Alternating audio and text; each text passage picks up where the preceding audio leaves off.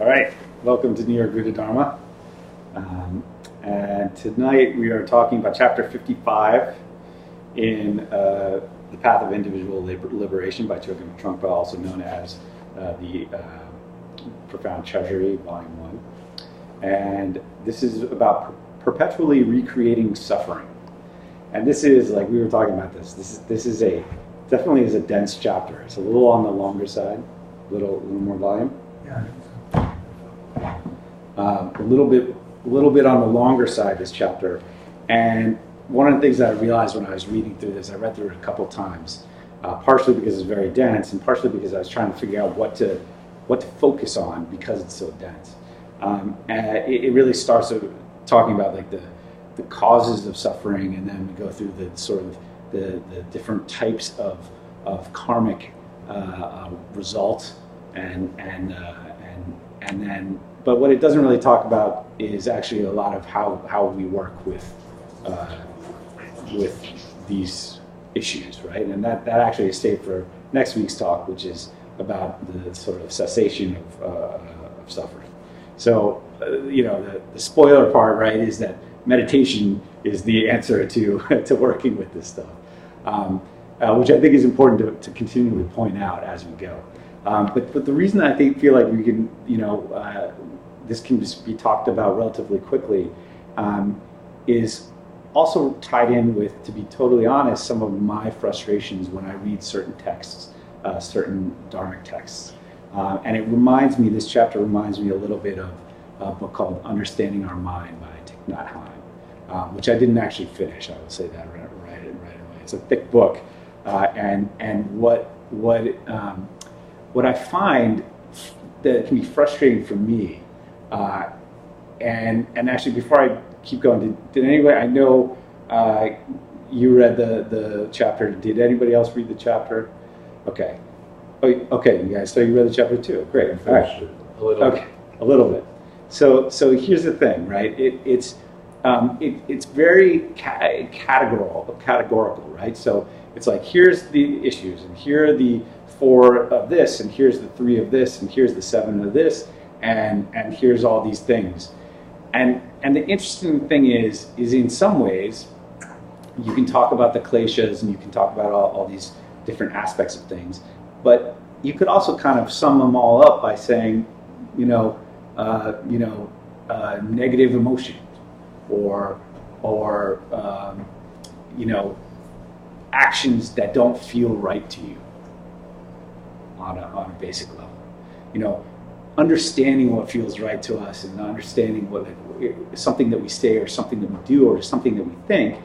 These things are it takes a certain amount of presence to be able to, and awareness to be able to say, oh, this is actually something. What I'm thinking right now, what I'm doing right now, doesn't feel quite right. And I don't know about you guys, but I find that this happens to me when I it usually happens to me after I do something out of it that doesn't feel quite right? If I'm speaking words of anger to somebody, I was just actually debating over the weekend. I was debating like meditation and the Dharma, and like with somebody who is somebody who doesn't. Well, it was my mom. And like she's a spiritual Christian, and she's read a couple little things on meditation, feels like she understands it. And I had a very hard time, kind of like, at first I was patient, and I was like, okay, well, let me try and explain stuff to you, and let me try and explain some of what you're not understanding about what your misconceptions are. And eventually, as the conversation goes on, I don't know if anybody else has ever had this experience with a parent, but eventually I started to kind of get annoyed. And it ended with me being like, well, I'm not really interested in listening to somebody spout things about the Dharma, about meditation, when they don't really know it, and I'm like, if they're not open to hearing it, you're a full cup, and it kind of went on. Like, it wasn't that too bad, but that was the gist of it, right?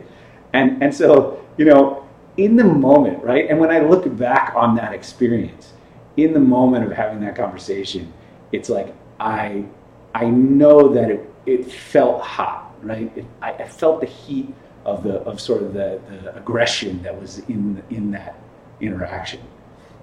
And looking back at it not very long afterwards, there was a little bit of a feeling of like, I don't know, regret or like just embarrassment or just like not feeling good, right? Because I realized there was a realization that I had lost my ability to be present with the situation with the person that I was talking to, with my mom, and sort of talk just a little bit out of anger, right?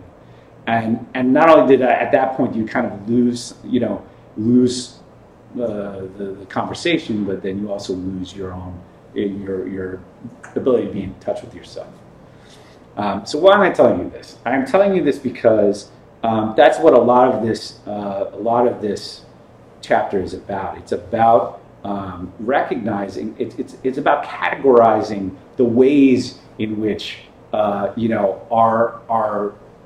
feelings can result in the karma, the suffering that is karma induced, I guess, or it's about it's about how we perpetuate suffering through our reactions to things, our habitual reactions to things. With that said, let me talk a little bit about this. Go through some of the main points, and then we'll do a little discussion. I'll talk about it. This is called perpetually recreating suffering. I mean, this is the real stuff, right? This is the wheel of Dharma. I mean, the wheel of this is the I was going to say the wheel of life, but this is the nature of karma. This is where this cycle of suffering comes from. The origins of suffering, it says Chögyam is the term that he uses, is based on the belief in eternity. That belief in eternity marks the difference between theism and non-theism. Out of the belief in eternity comes the hope of maintaining oneself, of continuing to be, and the search for longevity of the self or the ego. Along with that comes fear of death. I'm going to put fear of suffering in with this. Okay. Just in the example that I gave you, right? So me like losing my temper a little bit, I kind of asked myself right afterwards. I mean, well, so why did I get upset, right? What was it that made me? Why did I lose my patience? And if I'm honest with myself, it actually comes down to a fear of suffering on my part. I'm not getting angry with her for her sake. I'm getting angry with her because I'm triggered, because I am upset about something. And what am I upset about? I'm upset about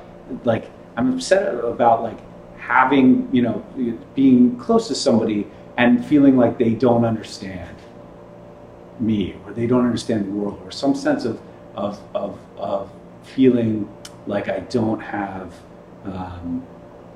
feeling like I maybe I'm alone, or just some sense of suffering, whatever that is.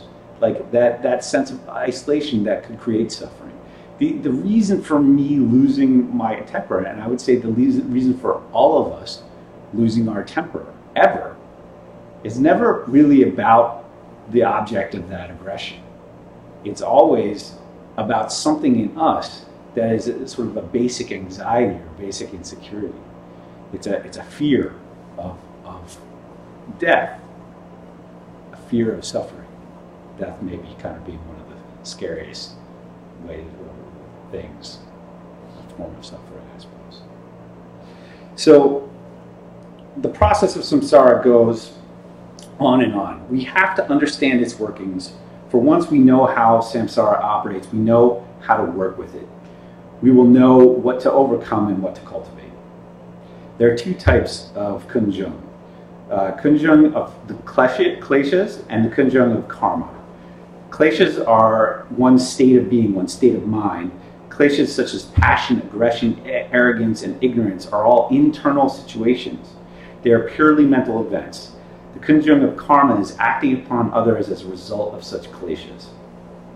Now, this is probably one of the best chapters paragraphs in this chapter, and it's worth reading. Both types of Chögyam could be considered karmic. However, the second type of Chögyam is much more karmic because it involves making decisions dealing with others, and actually doing something with the phenomenal world.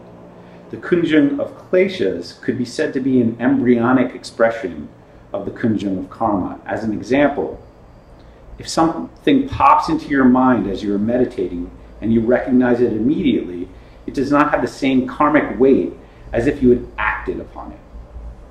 Right?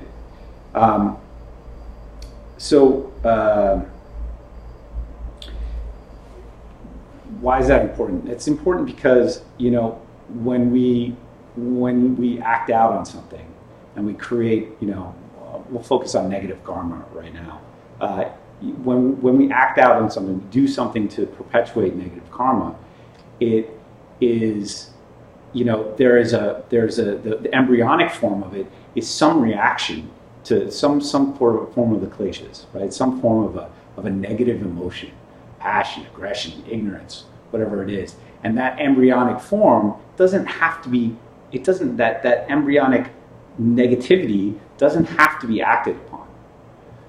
And what meditation does is meditation gives us the ability to maybe make a choice, to have a choice between the arising of these kleshas, of these negative emotions, of these negative energies, and the acting out upon them.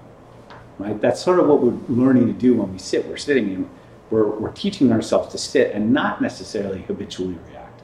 We're teaching ourselves to sit, and when I have an itch in my eyebrow but I'm meditating, I try not to itch it.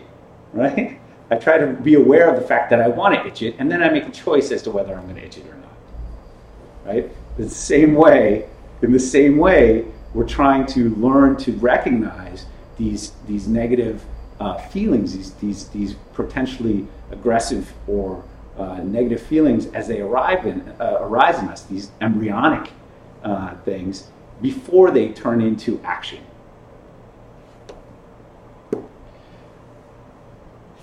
So then what the chapter talks about is the 6 root kleshas. So we talk about, and really what I feel like a general way to describe this is anxieties, right? The kleshas are forms of anxiety. They're anxiety about, these things: desire, anger, pride, ignorance, doubt, view, which I think is more like stubbornness or inflexibility. Craving. These are born out of anxiety. They're born from some feeling, some amount of fear that we have, some feeling of, he would talk about it in the beginning, which is this belief in eternity, and then we're kind of seeking to perpetuate ourselves, right? We're seeking to perpetuate, I'm seeking to perpetuate who I am, and that establish that I'm a good person, and that I'm afraid of what would happen if I'm a bad person, and all of a sudden I'm wrapped up in anxiety. And these anxieties are like, what do I want? What makes me happy? I don't want to be unhappy. So I'm constantly trying to grab the things that make me happy and push away the things that don't make me happy, right? And this basic anxiety of constantly trying to push and pull things is really what we're talking about. The next part is we talk about the karmic patterns that lead to suffering. It begins with ignorance. The karmic force that exists in our ordinary everyday life is unavoidable, he says.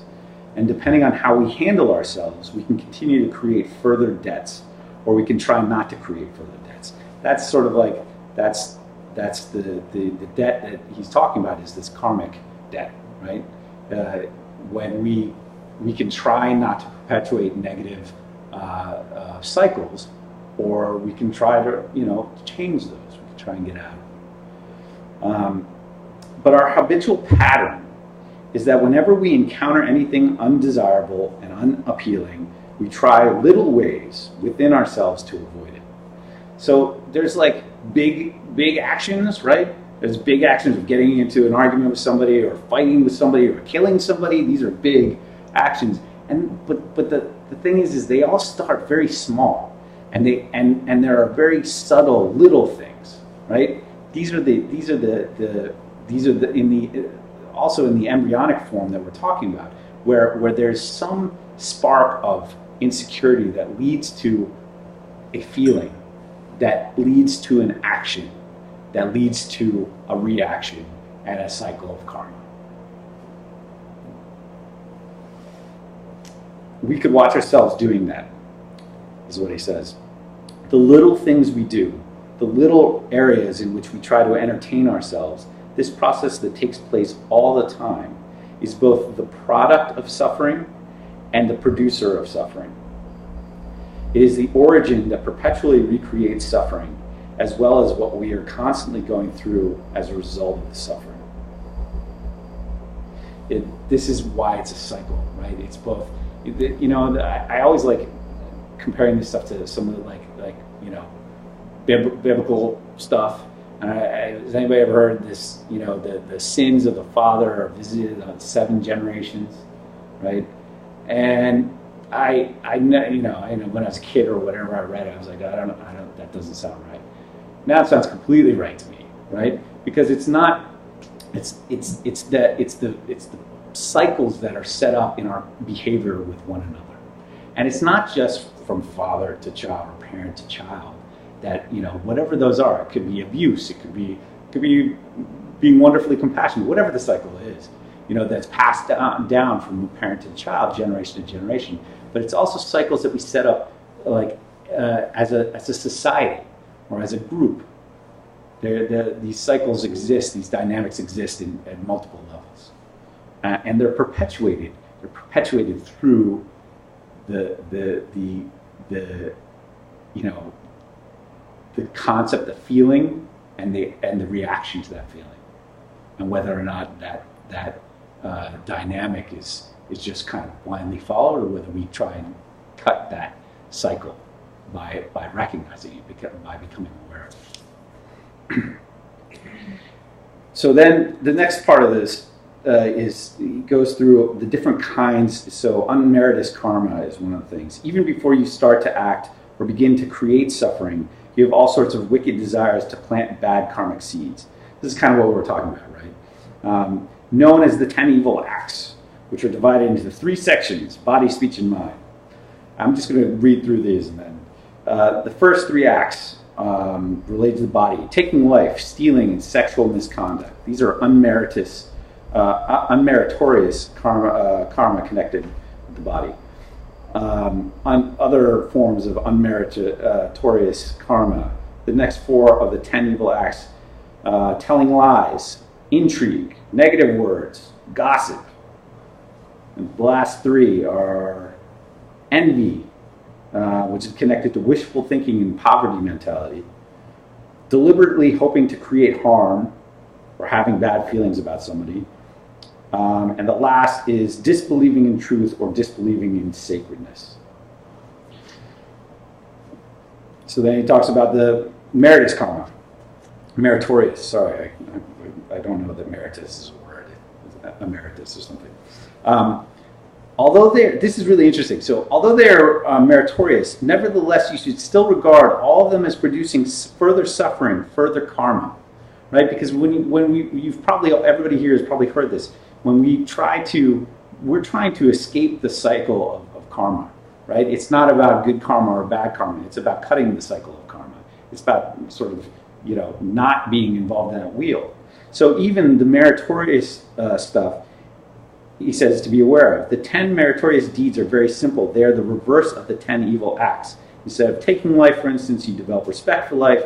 Instead of stealing, you practice generosity, blah, blah, blah. So it's back into the opposite of the bad stuff, right? And then he goes on to talk about the consequences of the karma. There are 6 consequences of karma. The first karmic consequence, known as power of volitional action, in karmic situations, has 4 subcategories. Good beginnings, bad endings. The road to hell is paved with good intentions, right? Bad beginnings, good endings. Bad beginnings, so you could have a really good result even though your intention wasn't good to start. These are fairly self-explanatory. Bad beginning, bad ending, not uncommon, right? And then good beginning, good ending. he gives examples of this stuff, but I think you can imagine, what we're talking about here. Experiencing what you have planted. The second type of karmic consequence is experiencing what you have planted in your karmic situations, divided into 3 subcategories. And remembering these subcategories are not as important as understanding the examples. Right? So, the karmic consequences are experienced. Okay, and the first experience is experiencing your karmic results immediately. You are drunk in a bar, you mouth off to the wrong person, and next thing you know, you're in a fight. I don't know if I've ever really gotten into a bar fight, but I can I'm paying very close, right? So but this is instant karma, right? We like, there are videos. If you search on YouTube, just Google instant karma, or go to YouTube and search for instant karma, and you'll see a bunch of videos of somebody trying to do something messed up, and like a guy trying to throw a ball away from a kid or something, and it hits something and bounces right back and smacks him in the face, and it knocks him over. It's silly, but that would be an example of instant karma. Then the second category of karmic consequences are experienced later, right? So either they happen now or they happen later, the experience of this karma. The third is something that happened in the past that you experience in the present. Something that happens, some karmic experience that happens now based on something you did in the past. This stuff is not hard to imagine. I'm sure we've all experienced these things in our life continually, actually, right? Over and over again, almost like a cycle. Yeah. Okay. I thought that was funny. Okay, so anyway, white karmic consequences. The third major type of karmic consequence are karmic situations that perpetually growing. And there's 3 subcategories. The first is emulating the 3 jewels, the Buddha, the Dharma, and the Sangha. This is a good thing. That helps, that grows good things. Second subcategory is emulating and appreciating somebody else's virtue. So you meet somebody that inspires you to be a better person. That's great. And third subcategory is practicing the Dharma, something that we are all doing. Right? This is a big one. Even though your mind might be wandering, you're still practicing the Dharma due to the fact that you are sitting on your cushion and practicing. You are not committing any sins. You have good karmic situation in spite of the wandering of your mind. The rest of this, we're almost done. So the rest of this, changing the karmic flow by forceful action. So we've got this karmic situation, right? We've learned these different types of consequences of karmic action. And then it talks about the fourth karmic consequence, which is that although currently you have ended up with a very bad situation, you can suddenly change the karmic flow with tremendous, quite sudden and forceful effort. He goes on to give the example of somebody who is depressed, and you're able to make it a change in your life and overcome it. There are one thing. This is great. So he points out one of the things that helps with this is second thoughts, right? So this is related. A second thought that we've all had, right, before we did something, and maybe it was a good idea, maybe it wasn't, right? And the thing about a second thought is it is giving you a chance to examine whatever your situation is before you actually embark on that action. And it's related to what we talk about is the gap, right? That meditation creates this gap, and that gap helps us be a little bit more aware between the triggers of things and our reactions to them. And the more gap we have in some ways, the more we're able to make good decisions about how to handle things that trigger us.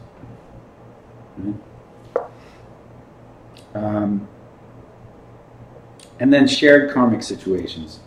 This sort of last part, he talks about national karma, individual karma within national karma.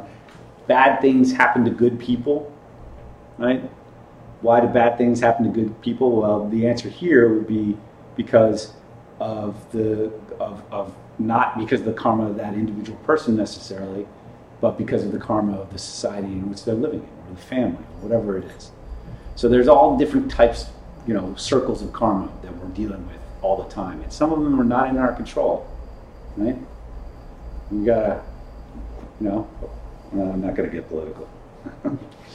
So, and then the interaction of intention and action. So white intention, white action, black intention, black action. This is sort of related to the other stuff, like killing Hitler, right? So the idea is that would you kill Hitler if you could save the suffering of a lot of people by doing that? So that would be a white intention, black action, as an example, and you can figure out other examples of that stuff.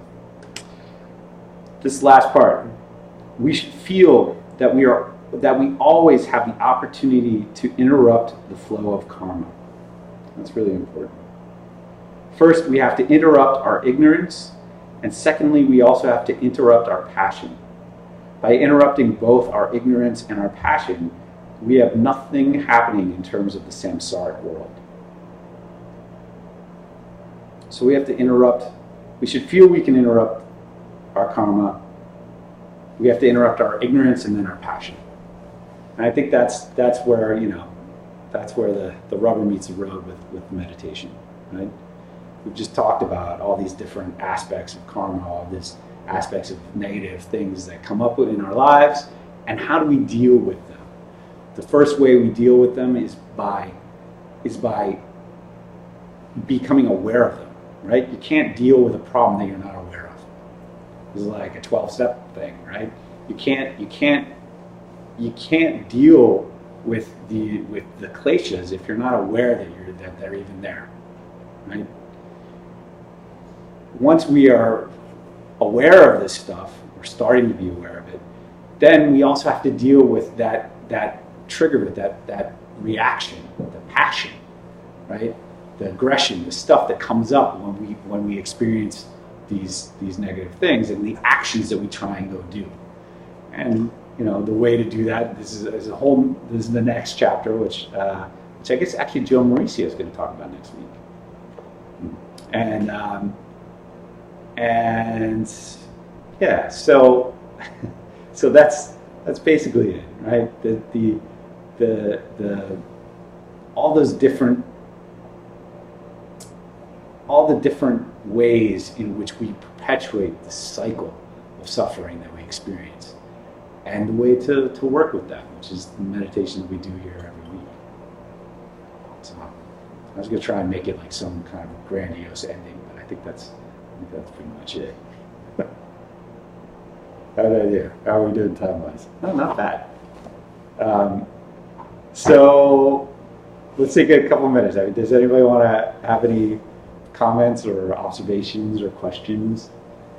I feel like, and the last thing I'll say is, when I read Thich Nhat Hanh's book, and it's talking about the categories of the mind, and it breaks down, it's like science, it is science of the mind, in my opinion. It's like science before science was like around, right? This whole, the way Buddhists like to categorize everything, and really try and make sure that you're getting all the different possibilities, right? That's why there's all these different variables in this chapter. They're trying to really cover all the scenarios, right? And you can memorize these scenarios. You can learn these different kleshas, these different categories, or you can look at it a little bit from like the higher, the top-down look, which is to say, we're trying to become aware of these negative feelings that perpetuate suffering, and that even with some of the positive stuff that can perpetuate suffering too, even if your intentions are good. We're trying to cut through that. So that's it. Sorry. Does anybody have anything they would like to ask or comment? Or conversely, if anybody wanted to share a situation where they, maybe an experience where you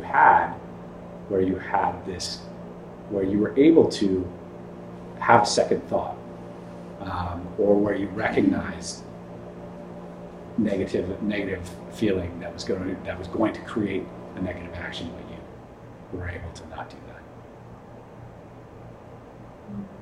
No. I hope you have some. Still have to work. I think if we had more time, that would be the exercise. Is to think of a situation where you've experienced maybe some second thought and why that came up and whether it helped you.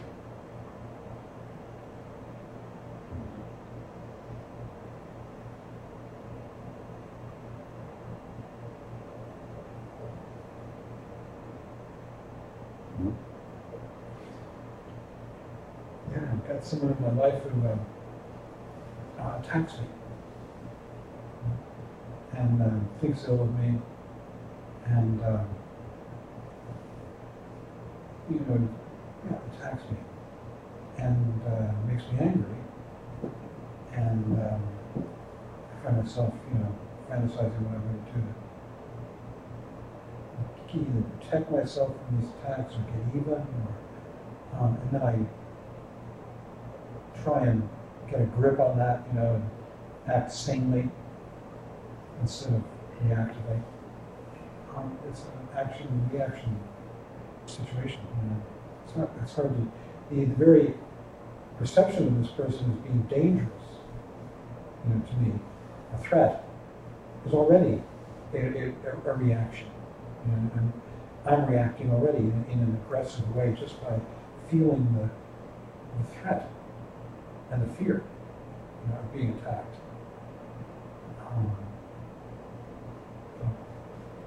I think the interesting thing, right, is that one of the interesting things is that the level of difficulty that we have dealing with what we perceive as attacks from people is directly proportional to the amount of emotional investment that we have in those people, right? So, like, I would imagine that if you have some of this, you have difficulty with it, it's probably because you have some emotional investment in that person. Very insightful remark. And absolutely. I'm very connected with this person. Because if it's a random person, like if it's a random crazy homeless person saying weird stuff, it doesn't really have much of an effect on us. We can say, oh, it's too bad that person is, obviously disturbed because they don't know me, But it's when we're close to them that passion, arises. It's weird, but somehow in the last couple of days I've heard this terrible story.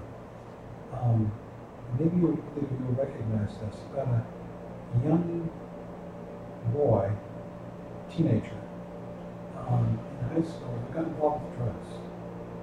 And his father was very abusive and beat him. And the boy was a football player and a good athlete, but then drugs, father beating him. He had dreams of going to college and being a football star. And that was his dream. And eventually he killed himself. And he shot himself. And he videoed his own suicide.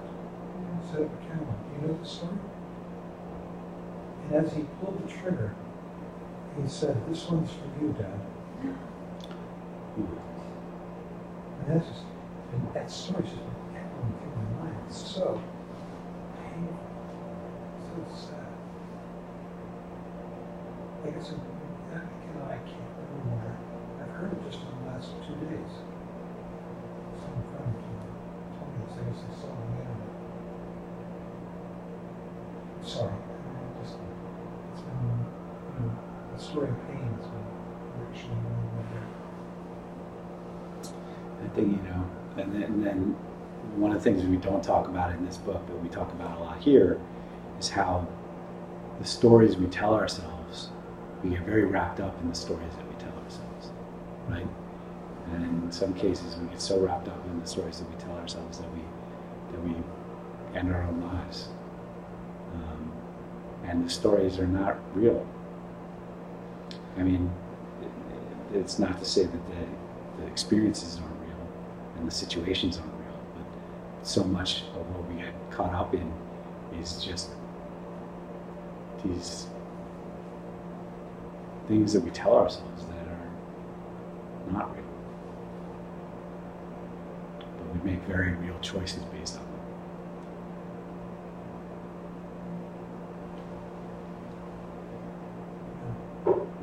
Sorry. Yeah, so let's, if anybody has anything else they want to share? That's something a little more, I'm trying to think of like something where I had the second thought, I had a second thought and then it was a positive thing. No.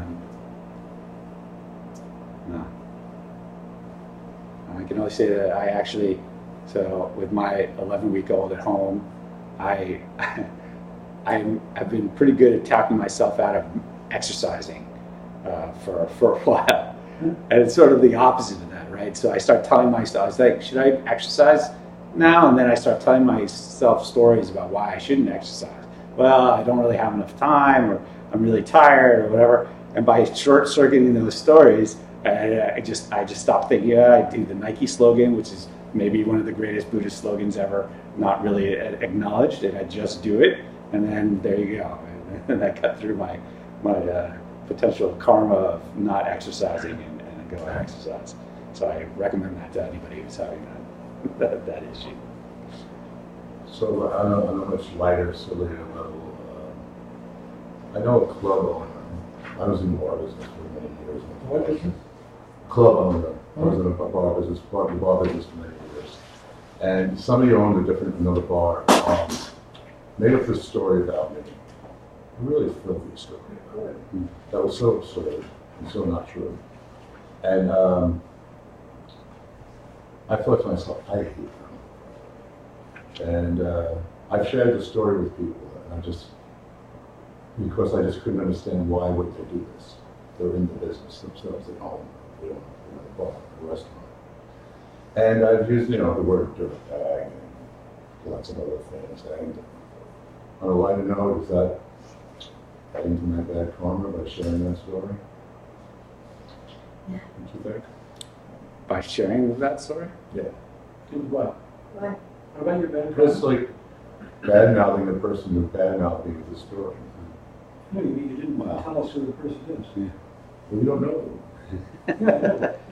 So you didn't hurt us. So I guess the No, question but I is, did tell other people who knew the person Oh, I see. very well. He was a very upstanding person in the community. Oh. I would imagine that if you're bringing it up for the benefit of the people in the room, then it's probably not, it's probably karmic one way or the other, but it might be a more positive karma. It's more than my astonishment. Well, it's a big time for dedication, right?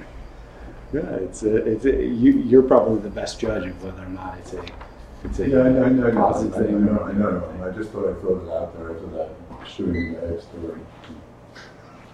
Thanks.